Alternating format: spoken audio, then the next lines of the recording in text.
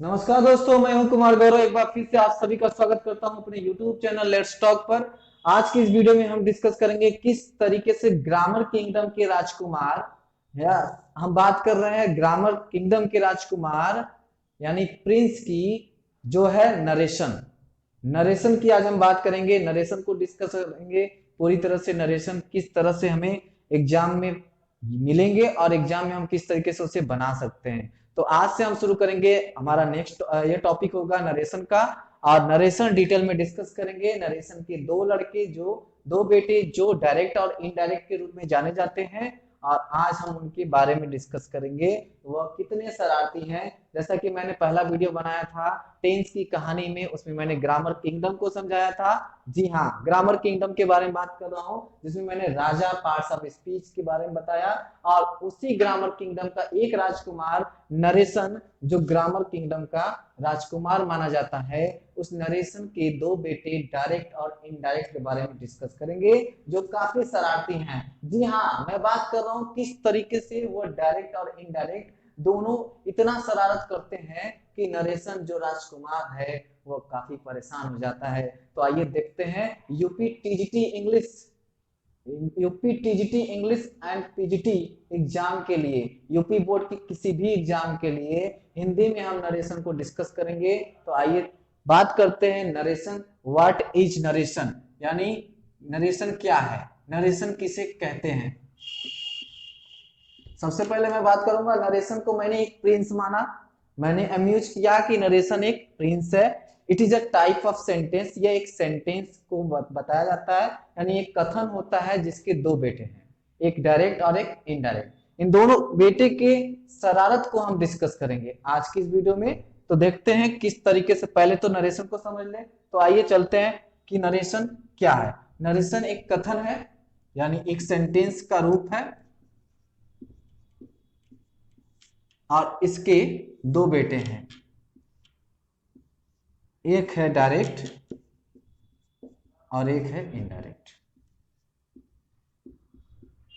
एक है डायरेक्ट और एक है इनडायरेक्ट। इस तरीके से डायरेक्ट और इनडायरेक्ट की बात हम करेंगे। दोनों बेटे काफी शरारती हैं, ये हमेशा शरारत करते रहते हैं, यानी ये हमेशा अपना रूप बदलते रहते हैं। कभी असर्टिव से यानी अफर्मेटिव से निगेटिव, कभी अफर्मेटिव से इंटरगेटिव, कभी अफर्मेटिव से इंपरेटिव में बदलते रहते हैं, यानी इनका हमेशा रूप बदलता रहता है। तो किस तरीके से इनका रूप बदलता है और इनको बदलने का क्या कारण है, क्या रूल अपनाते हैं यह, तो किस वजह से नरेशन हमेशा परेशान रहता है, नरेशन जो किंग है, इस कहानी की तरफ से हम इस कहानी के रूप में नरेशन को पूरी तरह से समझेंगे। तो आइए डिस्कस करते हैं। नरेशन हमने जाना एक सेंटेंस का रूप होता है, एक कथन होता है, जिसको हम दो तरीके से बोल सकते हैं, डायरेक्ट और इनडायरेक्ट। तो डायरेक्ट किसे कहते हैं, अब बात आती है डायरेक्ट किसे कहते हैं। तो आज की वीडियो में पहले हम डायरेक्ट को समझेंगे, डायरेक्ट किसे कहते हैं। तो सबसे पहले हम बात करेंगे डायरेक्ट किसे कहते हैं। ओके, यानी अब हम बात करेंगे डायरेक्ट किसे कहते हैं, यानी डायरेक्ट स्पीच क्या है। तो इसके लिए हम सबसे पहले दो फिगर बनाते हैं इस तरह का। ये सपोज करिए कि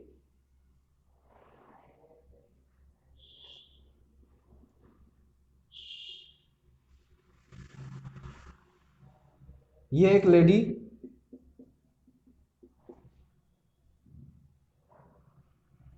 और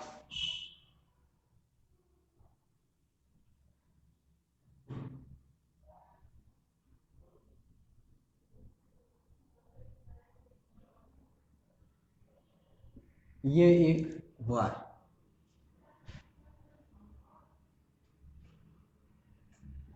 यानी इन दोनों के बारे में बात करेंगे हम।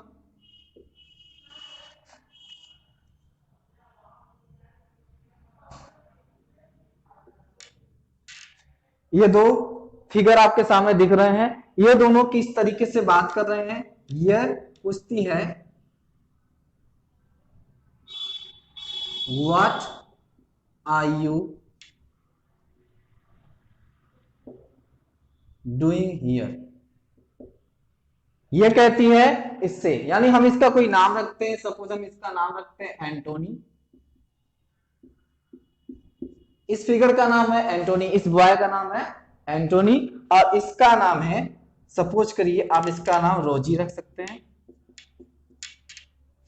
ये रोजी है एक लड़की और एक एंटोनी एक बॉय है, इन दोनों के बीच का एक कन्वर्सेशन है। ये रोजी इससे पूछती है what are you doing here, what are you doing here, यानी आप यहाँ क्या कर रहे हो, आप यहाँ क्या कर रहे हो, या एंटोनी से पूछती है एंटोनी तुम यहाँ क्या कर रहे हो, तो एंटोनी क्या कहता है, एंटोनी कहता है, एंटोनी बोलता है आई एम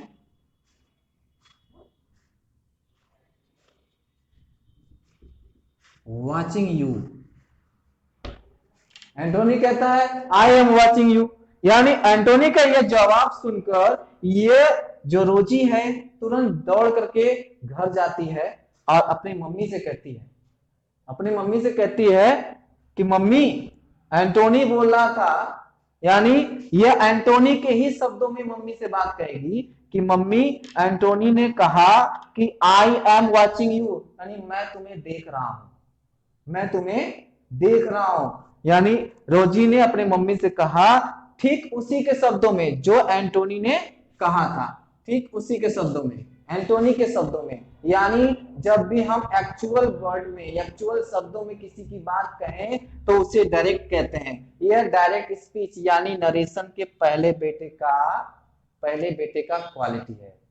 क्या कि जब किसी बात को, यानी जब किसी स्पीकर की बात को हम उसी के एक्चुअल शब्दों में बात करें तो वह डायरेक्ट। ओके, आई होप कि आपको ये वीडियो, आई होप आपको यह नरेशन का एक पहला टॉपिक जो डायरेक्ट है यह समझ में आ गया, डायरेक्ट किसे कहते हैं। तो अब हम बात करेंगे इनडायरेक्ट की, इनडायरेक्ट की। ओके, अब हम बात करेंगे इनडायरेक्ट की। तो इनडायरेक्ट में क्या, इनडायरेक्ट किसे कहते हैं, यानी सेकंड सन की बात करेंगे, प्रिंस के सेकंड सन की बात करेंगे, सेकंड सन की बात करेंगे। तो इनडायरेक्ट में हम इस सेंटेंस को किस तरीके से कन्वर्ट करते हैं, तो देखिए यार जब रोजी इस बात को अपने शब्दों में, यानी एंटोनी के बात को अपने शब्दों में अपनी मम्मी से कहती है, किस तरीके से कहती है कि मम्मी एंटोनी ने कहा, एंटोनी ने मुझसे बताया कि वह मुझे देख रहा था, वह मुझे देख रहा था। जी हाँ, जिस तरीके से उसने बताया, यानी इस बार रोजी ने अपने सेंटेंस को, इस सेंटेंस को खुद के शब्दों में बताया। जब वक्ता की बात को खुद के शब्दों में कन्वर्ट किया गया तो यह इनडायरेक्ट स्पीच कहलाया, इनडायरेक्ट स्पीच कहलाया। तो इस तरीके से हमने देखा रोजी और एंटोनी के बीच की कन्वर्सेशन को, और रोजी इसके कहानी को, यानी इसकी कन्वर्सेशन को, इसकी बात को किस तरीके से अपनी मम्मी से दो तरीके से कहती है, एक डायरेक्ट और एक इनडायरेक्ट। ओके, तो आई होप कि आपको ये डायरेक्ट और इनडायरेक्ट की बीच की डिफरेंस को आपको पता हो गया। इसके बाद हम लोग डिस्कस करेंगे अब हम किस तरीके से डायरेक्ट और इनडायरेक्ट का रूप परिवर्तन करेंगे। ओके, तो ये ट्रांसफॉर्मेशन का भी एक टॉपिक बन जाता है, और किस तरीके से ये दोनों शरारत करते हैं, और शरारत करने के दौरान हमेशा अपने प्रिंस यानी अपने डैडी नरेशन को परेशान करते हैं। तो आइए देखते हैं वो क्या रूप है, क्या रूल्स है, किस तरीके से हम बदल सकते हैं। ओके, तो बात करेंगे नरेशन के रूल्स की, नरेशन के रूल्स की बात करेंगे, जिसमें आज हम पढ़ेंगे इसके रूल्स के बारे में। ये 4 रूल्स इसके क्या हैं, तो देयर आर 4 रूल्स, यानी देयर आर 4 रूल्स। कितने रूल्स हैं, 4 रूल्स है, यानी 4 नियमों के बारे में पढ़ेंगे। ये 4 नियम ऐसे हैं जिसको फॉलो करके ये डायरेक्ट इनडायरेक्ट में परिवर्तन करता है, इनडायरेक्ट में बदल जाता है, और ये दोनों आपस में ही इंटरचेंज करके कई सारा रूप बदलते हैं। कौन कौन सा रूप बदलते हैं, असर्टिव में पहला रूप इनका परिवर्तन होता है असर्टिव सेंटेंस का। असर्टिव में ये 2 तरीके से अपने आप को बदलते हैं, एक अफर्मेटिव और दूसरा नेगेटिव। फिर हम बात करेंगे दूसरा क्या इनका रूल्स है, आई मीन क्या रूप बदलते हैं यह इस रूल की मदद से। तो यह यहां पर हम लिखते हैं इसको, सेकेंड है इंट्रोगेटिव में,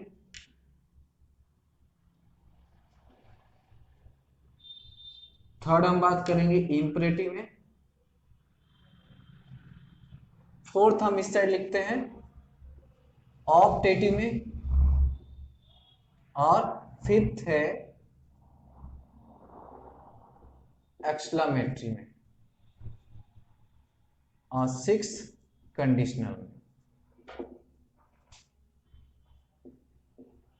ये उनका वह रूप है जिसकी वजह से इनका डैडी यानी इनका डैडी और प्रिंस राज नरेशन हमेशा इनसे परेशान रहता था, इसीलिए यह इस तरीके के रूप बदलते रहते हैं। और किस तरीके से ये रूप को बदलते हैं उसके लिए चार इन्होंने नियम बनाए हैं। पहला नियम इनका है changing of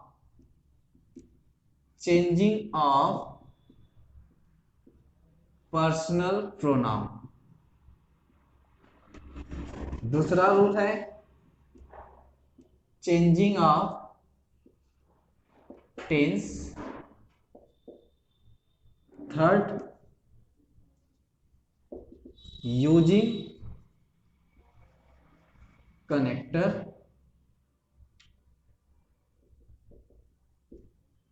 fourth,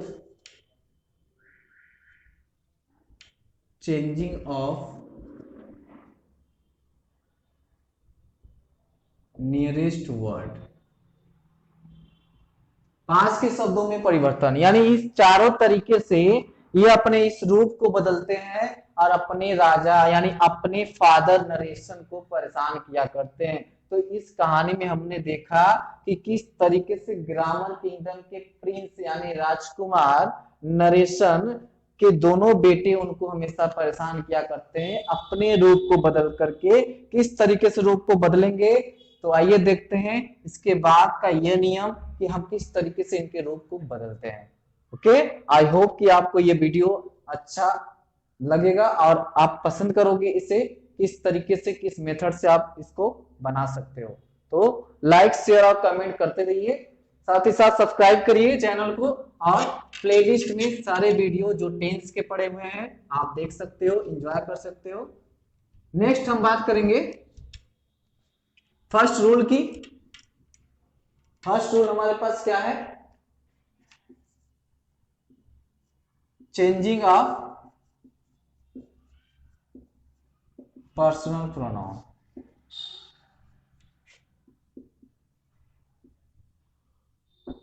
changing of personal pronoun की बात करेंगे, किस तरीके से चेंजिंग ऑफ पर्सन यानी पर्सनल प्रोनाउन को चेंज किया जाता है। सबसे पहले बात करेंगे पर्सनल प्रोनाउन होता क्या है। पर्सनल प्रोनाउन में हम बात करेंगे क्या पर्सनल प्रोनाउन हो सकते हैं।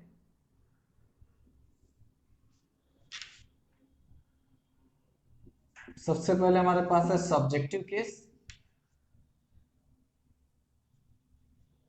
Second objective case, and third possessive case. Okay, इस तरीके से हमने देखा subjective case, objective case, possessive case, first person, second person and third person. First person में हम बात करेंगे आई और वी की एज अ सब्जेक्ट। इसके बाद आई और वी को चेंज कैसे करते हैं ऑब्जेक्ट में, आई को मी और वी को अस। फिर my and mine possessive case होता है किसका, आई का, और our and ours possessive case होता है वी का। सेकेंड पर्सन में हमारे पास यू है, यू इसका ऑब्जेक्ट, यू इसका योर इसका पॉजेसिव केस, और योर्स भी इसका पॉजेसिव केस। थर्ड पर्सन में हम बात करेंगे ही, सी, इट और दे की। हिम, हर, इट और दे। ओके, इस तरीके से हमारे पास है his, her, and hers, its and theirs, their and theirs. इस तरीके से हमने देखा हमारा ये पर्सनल प्रोनाउन है कि इस तरह से इंटरचेंज होता है। इसके लिए क्या रूल अपनाते हैं, वो डायरेक्ट इनटू यानी डायरेक्ट इनडायरेक्ट में बदलने के लिए। तो देखते हैं, एस ओ एन इस तरीके से याद कर सकते हैं, अपॉन 1 2 3 एस ओ एन, ये स्ट्रक्चर यूज करते हैं। या फिर हम इसको बदल सकते हैं, कह सकते हैं वह नंसो का फार्मूला यूज करते हैं। नंसो एक अमेरिका का लड़का है जो कैदी है 312 नंबर का, 312 नंबर का कैदी है। Third person no change, first person subject change होता है, यानी थर्ड सेकेंड पर्सन ऑब्जेक्ट से। इसी तरह हमारे पास सन भी है, फर्स्ट पर्सन सब्जेक्ट से, सेकेंड पर्सन ऑब्जेक्ट से और थर्ड पर्सन नो चेंज। तो इस तरीके से हम बात कर रहे हैं क्या स्ट्रक्चर यूज करके डायरेक्ट परिवर्तन करता है अपने आप को इनडायरेक्ट में, और हमेशा रूप बदलता रहता है, और इस तरीके से अपने फादर नरेशन को परेशान किया करता है। ओके, आई होप कि आपको यह वीडियो पसंद आया होगा। इस तरीके से हमने पहले रूल के बारे में आज जाना, कल बात करेंगे इसके सेकेंड रूल हमारा है चेंजिंग ऑफ पर्सनल प्रोनाउन। हम बात कर रहे हैं नरेशन की, किस तरीके से नरेशन के दोनों बेटे अपना रूप बदलते हैं। सेकेंड रूल हमारे पास है changing of tense, changing of tense यानी टेंस को कैसे बदलते हैं, इसके रूल को जान सकते हैं हम। यानी अब हमें यह जानना है कि इसका रूल क्या है। 1, जब रिपोर्टिंग वर्ब के बारे में जानेंगे, यानी रिपोर्टिंग वर्ब जब भी पास्ट में हो, तो रिपोर्टेड स्पीच के टेंस में परिवर्तन होता है। कैसे होता है? प्रेजेंट टेंस पास्ट टेंस में बदल जाता है। प्रेजेंट टेंस को किस टेंस में बदलेंगे? पास्ट टेंस में। इसके बाद प्रेजेंट इंडिफिनिट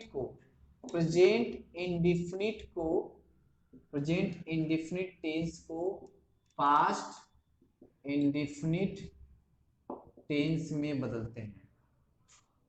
प्रेजेंट कॉन्टिन्यूअस को पास्ट कॉन्टिन्यूअस में, प्रेजेंट परफेक्ट को past perfect, present perfect continuous को पास्ट परफेक्ट कॉन्टिन्यूअस में बदलते हैं।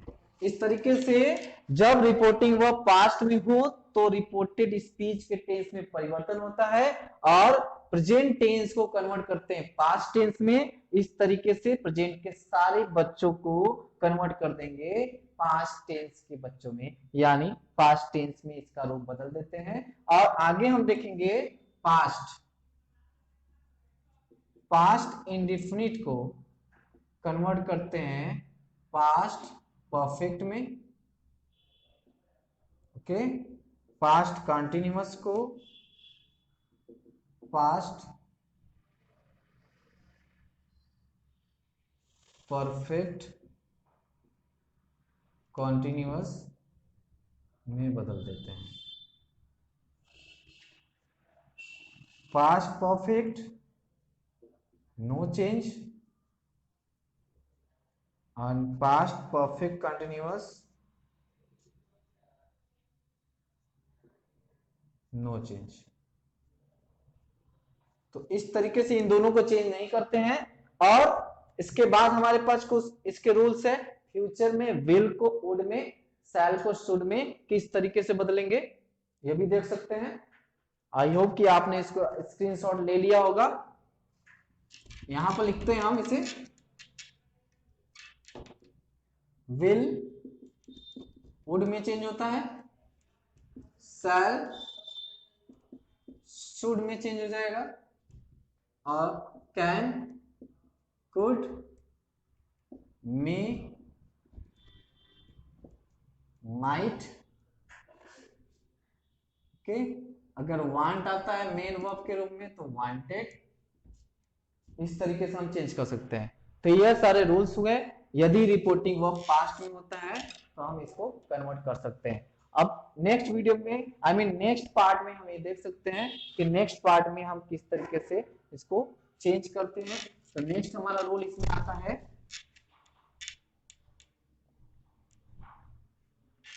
नेक्स्ट रूल है हमारे पास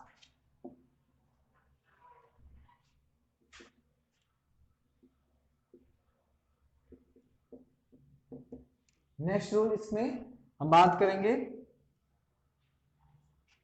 आपका, यदि रिपोर्टिंग वर्ब प्रेजेंट आ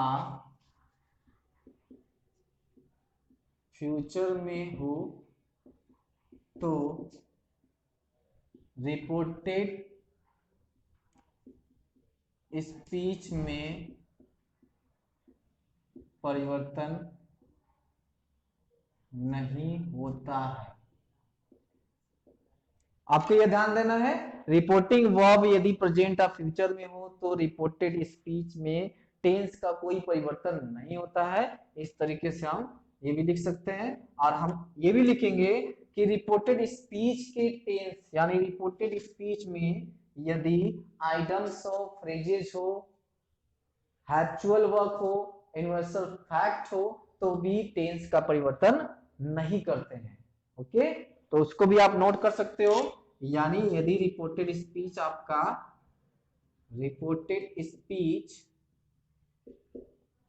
आपका हैप्चुअल हो, हिस्टोरिकल हो, या फिर हिस्टोरिकल के साथ साथ यूनिवर्सल फैक्ट हो, या आइटम्स हो, आइटम्स, प्रोवर्ब्स,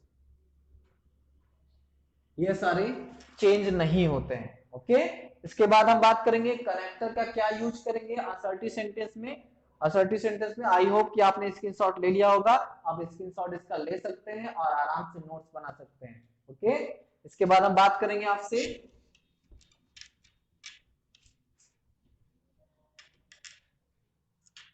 थर्ड रूल के बारे में। इसका थर्ड रूल है रूल नंबर थर्ड, जिसमें हम बात करते हैं यूजिंग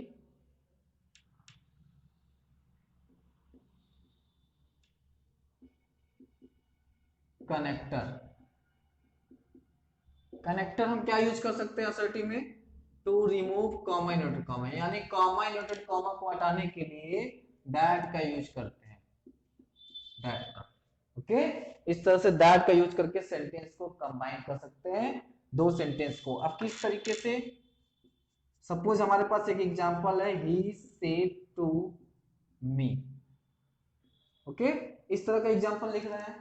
सपोज हम ये कह रहे हैं कि रोजी, रोजी आपको पता होगी रोजी कौन थी, Rosie said to Antony, comma inverted comma, इसे हम इरेज कर देते हैं। यानी रोजी सेड टू एंटोनी, रोजी ने एंटोनी से कहा I am talking to my friend, sorry हम यहां पर चेंज करते हैं, इसको वेटिंग लिखते हैं, वेटिंग फॉर माई फ्रेंड। अब ये हमारे पास कॉमा इन्वर्टेड कॉमा में, यह इन्वर्टेड कॉमा में क्लोज है। तो इस पार्ट को हम क्या कहते हैं, रिपोर्टिंग क्लॉज, रिपोर्टिंग क्लॉज। इसे बोलते हैं reporting verb, reporting verb. Okay, ये रिपोर्टिंग वर्ब है आपका, ये रिपोर्टिंग क्लास है और इसे बोलते हैं रिपोर्टेड स्पीच। रिपोर्टेड स्पीच, ये आपका रिपोर्टेड स्पीच। इस तरीके से हमने देखा रोजी सेड टू एंटोनी, इस पार्ट को हमने क्या कहा, रिपोर्टिंग क्लास, इस पार्ट को हमने कहा रिपोर्टेड स्पीच। तो हमने देख लिया कि किस तरीके से हमको रूल्स चेंज करने हैं, यानी इस प्रकार के यूज से एसओ एन अपान 1 2 3 ये सन से चेंज कर सकते हैं, या नंसो आपको याद होगा जो अमेरिका का एक कैदी है 312 नंबर, कैदी नंबर 312 हमने बात किया था, कैदी नंबर 312 ये सेम है। फर्स्ट पर्सन सब्जेक्ट से रिपोर्टेड स्पीच के पर्सन को रिपोर्टिंग क्लास के सब्जेक्ट और ऑब्जेक्ट से किस तरीके से चेंज करते हैं ये आपके पास है। या तो आप इसको याद कर लो या नंसो को याद कर लेना, नंसो को कभी मत भूलना जो अमेरिका का कैदी नंबर 312 है। यानी third person no change, first person को सब्जेक्ट से, इसके फर्स्ट पर्सन को इसके सब्जेक्ट से, रिपोर्टिंग क्लास के सब्जेक्ट से, सेकेंड पर्सन को ऑब्जेक्ट से। सेकेंड पर्सन आपके पास क्या है, सपोज यहाँ पर कोई सेकेंड पर्सन आप लिख सकते हो, हम यहाँ पर वेटिंग फॉर योर फ्रेंड कह दें, तो योर हमारा सेकेंड पर्सन हो गया और योर इससे चेंज होता है, यानी ऑब्जेक्ट से एंटोनी से चेंज होगा। इस तरीके से हमने सारे रूल्स को क्लियर किया। लास्ट रूल आपके पास है किस तरीके से नियरेस्ट वर्ड का परिवर्तन करते हैं। आई होप कि ये वीडियो आपको पसंद आया होगा, ये कंसेप्ट आपको क्लियर होगा किस तरीके से ग्रामर किंगडम से हम चले आ रहे हैं। ग्रामर किंगडम की अगर कहानी आपने नहीं देखा तो जरूर देखिए, जिसमें आपके राजा पार्ट्स ऑफ स्पीच है। कहानी एक बहुत ही मजेदार है, देखना ना भूलें। और इस तरह से हम नरेशन यानी प्रिंस के बारे में पढ़ रहे हैं और किस तरीके से नरेशन को चेंज कर सकते हैं ये हमने देखा। लास्ट रूल की बात करेंगे। लास्ट रूल हमारे पास है रूल नंबर 4। रूल नंबर 4 में हम क्या देखेंगे, नियरेस्ट वर्ड, यानी changing of nearest word. Changing of nearest word का यूज करेंगे, किस तरीके से डायरेक्ट से इनडायरेक्ट में बदलते हैं, डायरेक्ट से इनडायरेक्ट में। यानी अगर टुडे होता है तो दैट डे में, tonight that night, now then, ago, before, come, go and tomorrow the next day. Okay, इस तरीके से आप लिख सकते हैं the following day, following day. Next हमारे पास है yesterday, yesterday the last day the previous day. Okay, this यानी दिस को दैट में,